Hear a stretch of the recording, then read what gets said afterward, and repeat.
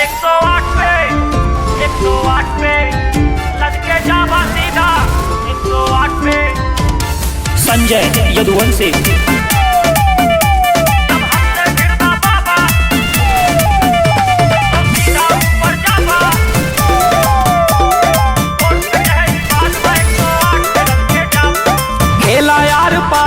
फिर चाहे जौन सरकार होए, निकले AK-47 चांदी के तलवार होए। 108 पे जावा खेला यार पार होए, फिर चाहे जौन सरकार होए, निकले AK-47 और चांदी के तलवार होए। जब हमसे भिड़बा बाबा तो सीधा ऊपर जाबा, कोर्ट कचहरी बाद में 108 पे लद के जाबा।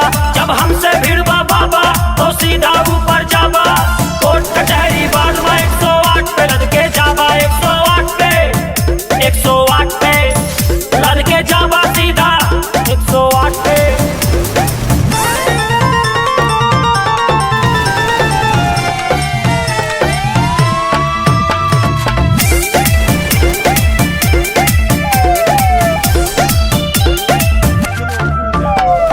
गाड़ी के तू दाम बतावा, टोल पे हमर नाम बतावा, जे केहू पूछे कारोबार काला कारोबार बतावा।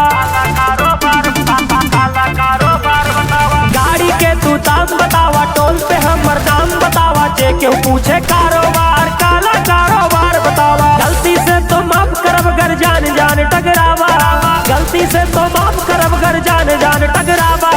कोर्ट कचहरी बाद में 108 पे लद के जावा। जब हमसे